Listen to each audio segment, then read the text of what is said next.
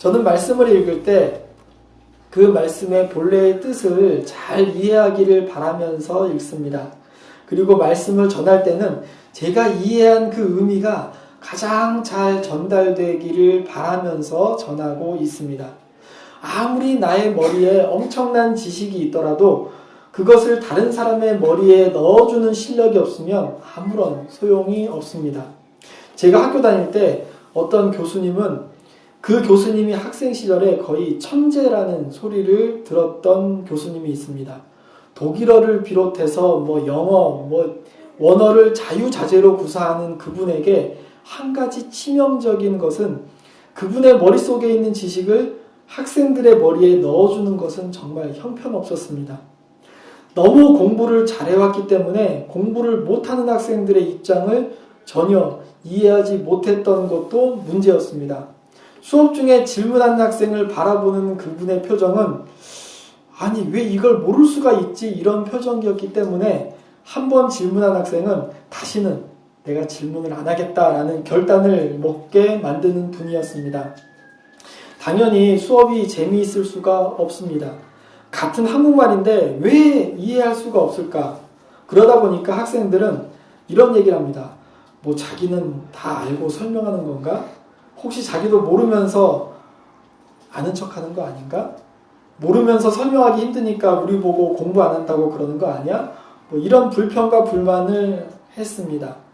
그런데 요즘에 혹시 교인들이 내 설교를 들으면서 이런 생각을 하면 어떨까라는 그 걱정을 하면서 설교를 준비합니다. 설교는 지식의 전달에 그치는 것이 아니라 그것에 대해서 마음의 결단까지도 요구하는 것이기 때문에 더더욱 전하는 사람이나 듣는 사람 모두가 집중해서 들어야 하는 것입니다. 성경은 하나님의 말씀이라고 합니다. 우리는 하나님의 말씀인 성경을 제대로 읽어야 합니다. 엄청난 정보의 홍수 속에 살고 있는 우리가 성경을 올바르게 읽고 이해하기 위해서는 무엇이 올바른 것인지 구별할 수 있는 능력이 있어야 합니다. 인터넷에 떠도는 성경에 대한 이야기의 40%는 신천지나 여호와의 증인, 하나님의 교회에서 올린다고 합니다.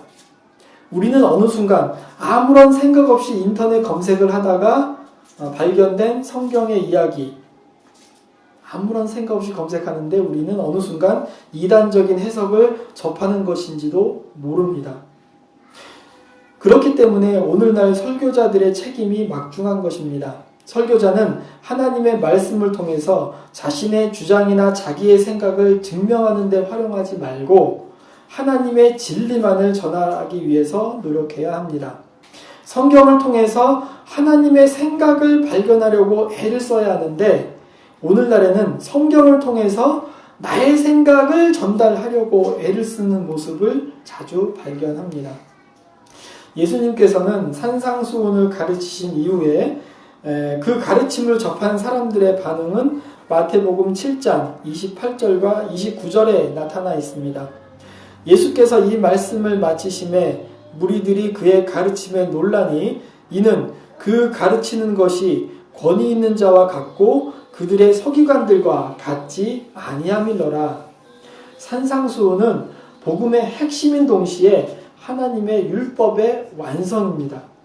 예수님 말씀은 그 당시의 율법을 처음부터 끝까지 외우고 있었던 사람들인 서기관들과는 달랐지만 그 가르침에 권위가 있었다는 사실입니다. 우리는 예수님처럼 완전할 수는 없지만 나름대로 성경을 통해서 하나님께서 우리에게 하시고자 하는 말씀을 발견하기 위해서 끊임없이 노력해야 합니다.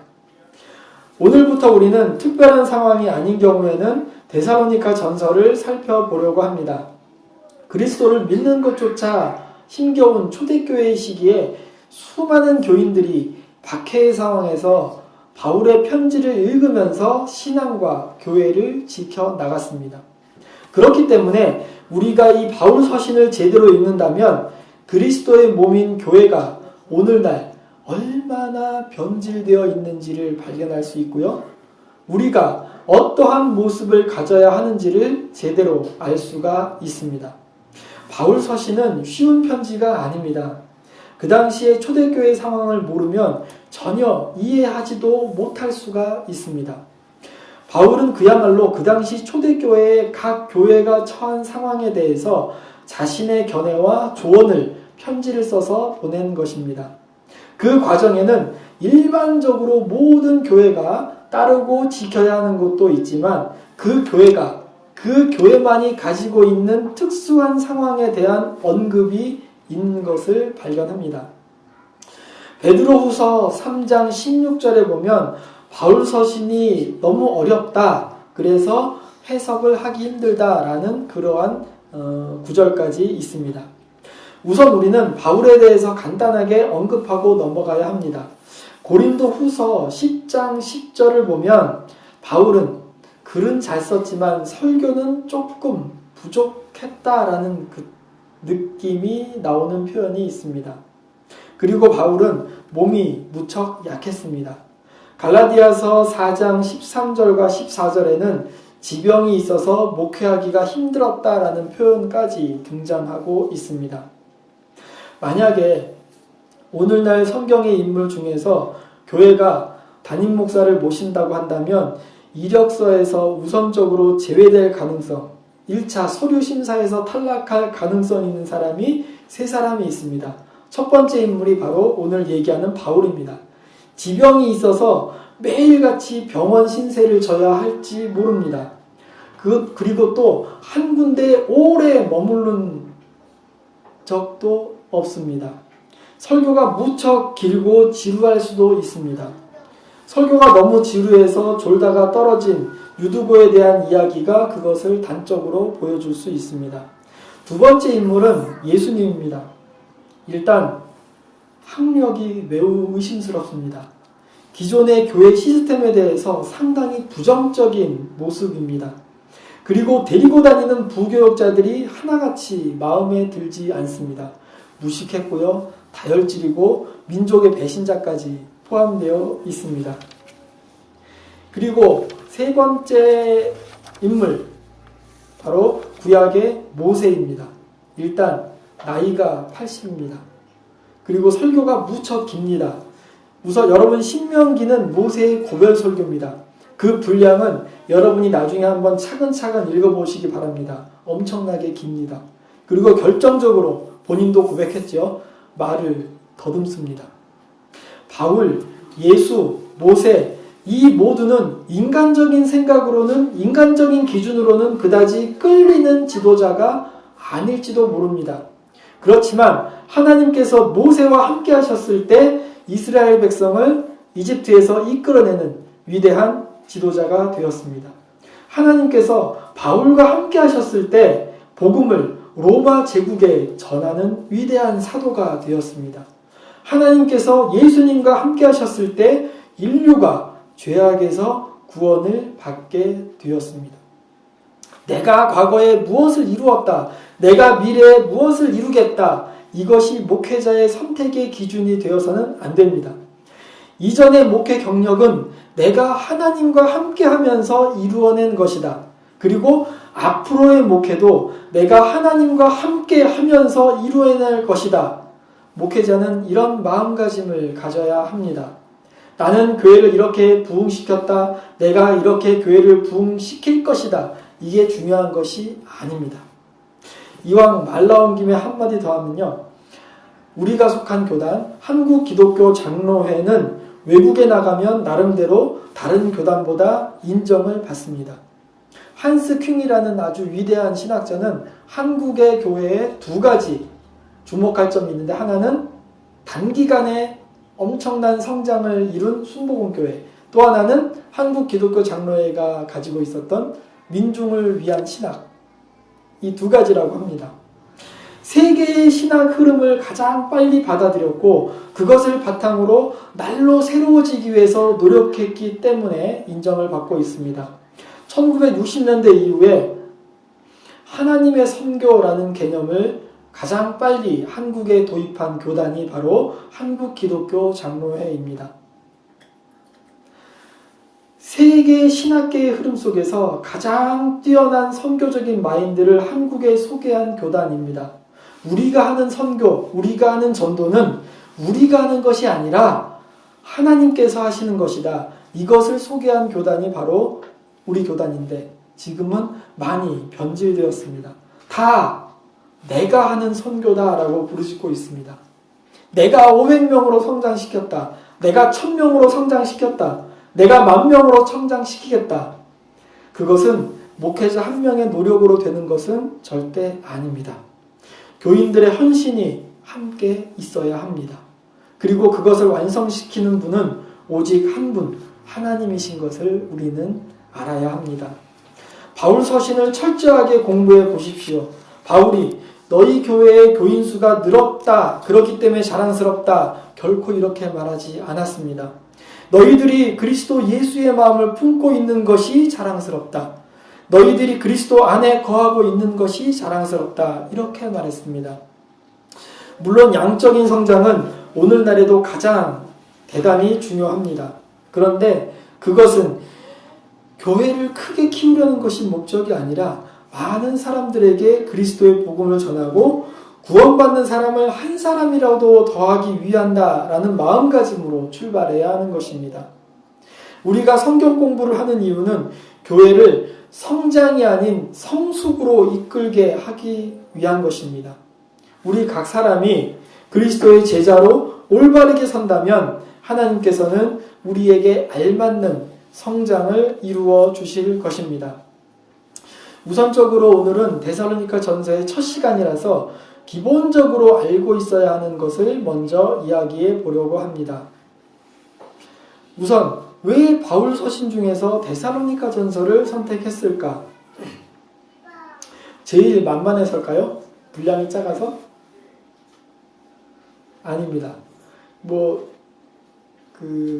아주 상식적인 생각으로 바울 서신 중에서 가장 그래도 중요하다라고 생각하는 서신이 무엇일까요? 이렇게 얘기인데 갑자기 출애굽기 이렇게 하시는 건 없겠죠? 바울 서신 중에서 가장 중요한 서신은 다 중요하지만 그 중에서 로마서라고 합니다. 로마서는 서신 중에서 가장 제일 앞에 있습니다. 그러니까 교회가 성경을 모을 때 중요한 것을 그래도 먼저 배치를 합니다. 그 중에서 바울 서신 중에서는 로마서가 제일 앞에 있고요. 또 뭐냐면 우리가 편지를 쓰거나 글을 전할 때 하고 싶은 말이 많으면 길어집니다. 바울 서신 중에서 로마서는 가장 긴 성경입니다. 그렇기 때문에 로마서가 가장 중요하다. 욕심상으로는 로마서를 좀 해보고 싶은데 로마서를 하기 위해서는 그만큼 저도 그렇고요. 여러분도 그렇고요. 내공을 쌓아놔야 로마서를 읽으면서 시험 들지 않습니다. 로마서를 처음에 잘못 건드렸다가는 우리가 많은 시험에 빠지고 우리가 좌절할 수밖에 없는 그러한 서신이기 때문에 우리가 미리미리 다른 성경 서신을 읽으면서 우리의 신앙을 조금 쌓아가다가 이제 때가 됐다. 그때 로마서를 했으면 좋겠다는 생각입니다. 바울 서신 중에서 데살로니가 전서는 가장 먼저 쓰여진 서신입니다. 성경을 연구하는 학자들은 다른 서신들의 순서는 제각각 견해의 차이가 있습니다. 에베소서가 먼저다, 빌립보서가 먼저다, 견해 차이가 있는데 데살로니가 전서만큼은 모든 학자들이 현존하는 지금 남아있는 바울 서신 중에서 바울이 쓴 편지 중에서 가장 오래된 것이다 라는 것에는 의견의 차이가 없습니다. 데살로니가 전서는 바울이 제2차 전도 여행의 과정에서 세운 데살로니카의 교회에 보낸 편지입니다. 데살로니카 지역은 그리스 반도 북쪽 지역인 마케도니아의 중심 도시입니다. 알렉산더 대왕 시대에 카산드라라는 장군이 있었는데 이 장군이 이 도시를 건설했습니다. 그리고 너무나 자랑스러워서 그 도시 이름을 자기 마누라 이름으로 정했다고 합니다. 그 뒤에 데살로니카 도시는 유럽에서 아시아로 건너가려면 그리고 아시아에서 유럽으로 건너가려면 반드시 통과해야 하는 도시가 되었습니다. 로마 제국도 이 도시의 중요성을 일찌감치 느끼고서 그리스를 남북으로 양분한 다음에 북쪽의 마케도니아 속주의 중심 도시로 결정했습니다. 우선 바울의 제2차 전도 여행은 복음이 처음으로 유럽으로 건너가는 역사적인 사건이라고 여러분은 기억하실 것입니다. 바울은 처음에 터키의 북쪽, 소아시아 북쪽으로 가려고 마음먹었지만 이상하게 일이 꼬여서 그쪽으로 가지 못하는 상황이 발생되었습니다. 그때 꿈속에서 마케도니아 사람이 나타나서 우리를 도와달라라는 그 환상을 접하고 바울은 그 일행과 함께 유럽으로 건너가게 되었습니다. 처음에 유럽으로 건너가서 세운 교회가 빌립보 교회이고 그 다음이 데살로니가 교회입니다. 여러분, 우리가 어디를 놀러 가거나 교회에서 수련회를 갈 때 3박 4일을 가지만 우리가 준비를 어느 때부터 합니까? 한 2달, 3달 전부터 장소 답사해봐야죠. 거기서 무엇을 할까? 식단은 뭐를 짤까? 우리가 1박 2일 놀러 갈 때도 교통편, 거기에 숙박 다 조사하고 합니다. 바울은 전도 여행을 떠나기 위해서 얼마나 많은 준비를 했겠습니까? 소아시아 북쪽으로 가기 위해서 수많은 준비와 수많은 계획을 세웠는데 그것이 한순간에 물거품이 되면서 전혀 가보지도 못하고 생소한 유럽으로 건너가게 된 것이 바울의 두 번째 전도 여행입니다. 인간적인 계획과 생각은 다 접어놓고 이제는 하나님의 계획과 하나님의 생각에 전적으로 맡겼던 전도 여행이 바울의 두 번째 전도 여행인 것입니다. 데살로니가 교회는 정말 하나님의 은혜가 아니면 세워질 수가 없는 교회였습니다. 사도행전 17장, 오늘 읽었던 17장 본문이 바로 데살로니가 교회가 세워지는 과정을 알려주고 있습니다. 초대교회의 많은 미스테리 중에서 데살로니가 교회가 세워지는 과정은 그야말로 미스테리 중에 미스테리라고 할 수가 있습니다. 간단하게 말씀드리면 빌립보에서 교회를 세운 바울과 실라와 디모데 이 세 사람은 데살로니가에서 3주 동안 유대인의 회당에서 성경을 강론하면서 복음을 전합니다. 3주입니다. 저는 여기 온 지 이제 4주째가 되었습니다. 3주 동안 전한 메시지는 너무나 간단합니다. 사도행전 17장 3절을 보면 바울이 전한 메시지의 핵심이 나타나고 있습니다. 그 중심 메시지는 한마디로 표현하면 예수가 그리스도다라는 표현입니다. 이것이 바로 그 당시 설교의 핵심인 동시에 오늘날 교회, 기독교의 핵심입니다. 그리스도, 메시아는 인류의 죄를 위해서 죄 없이 죽음을 당하셨다가 부활하시고 인류의 죄를 사해 주셨다. 그런데 그 메시아, 그리스도가 바로 예수다. 이러한 복음을 받아들인 사람이 바울을 영접하게 됩니다. 이때 바울 일행을 시기하는 사람들이 소동을 일으키게 됩니다. 그들은 유대인들입니다. 그런데 보십시오. 유대인들의 소동은 바울 일행을 이렇게 말하고 있습니다. 천하를 어지럽게 하던 사람들이다. 가이사의 명을 거역하여 말하는 사람들이다. 다른 임금, 곧 예수라는 일을 주장하는 사람들이다. 이렇게 말하면서 문제를 삼고 있습니다. 그런데 이러한 사실은 그 당시에는 이미 근거가 없다라고 판명이 난 것입니다.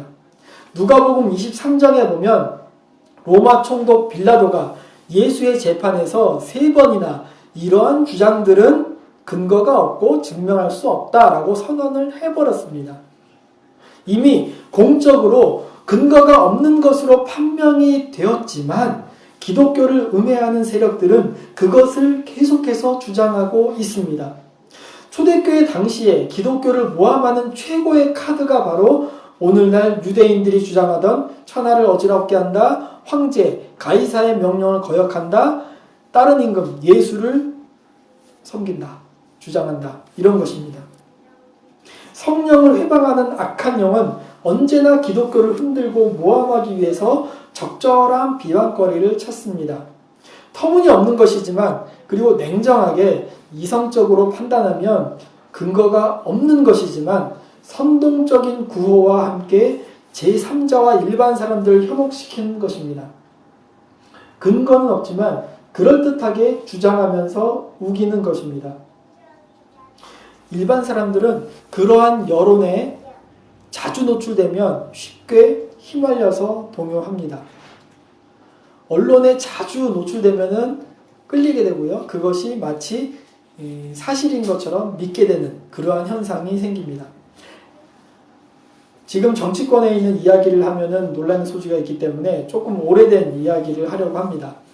우리나라가 해방된 이후에 몽양 여운형 선생이 건국준비위원회를 조직하고 좌우 합작을 추진했습니다.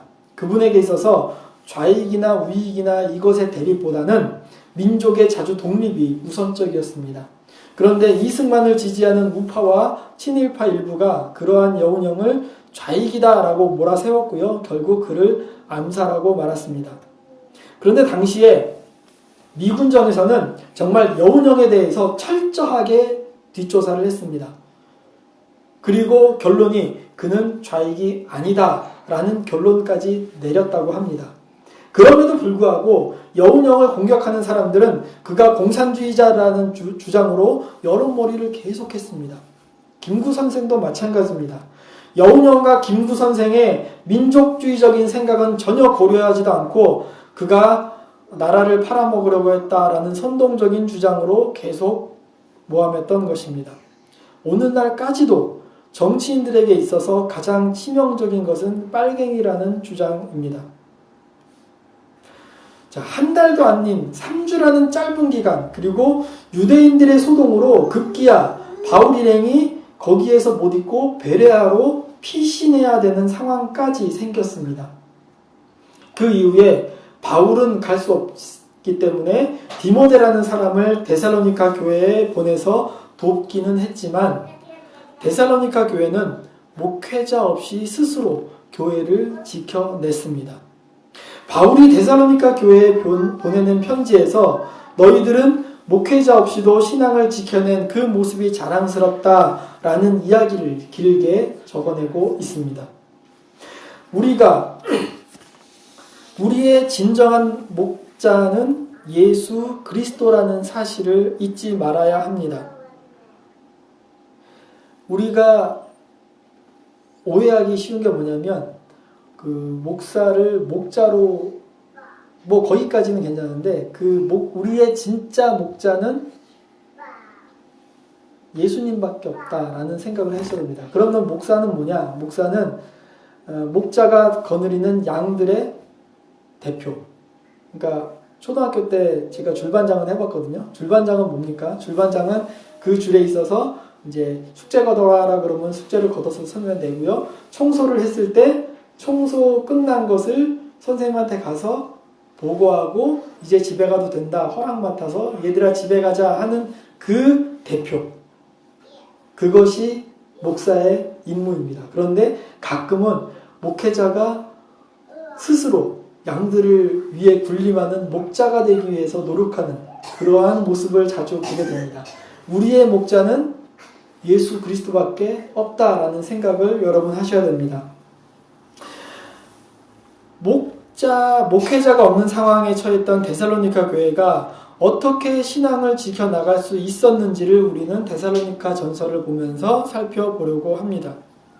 초대교회는 예수를 믿는다고 고백하는 것이 목숨을 내놓는 행위와도 같았습니다. 여러분, 신앙은요, 내가 지켜나가는 것입니다.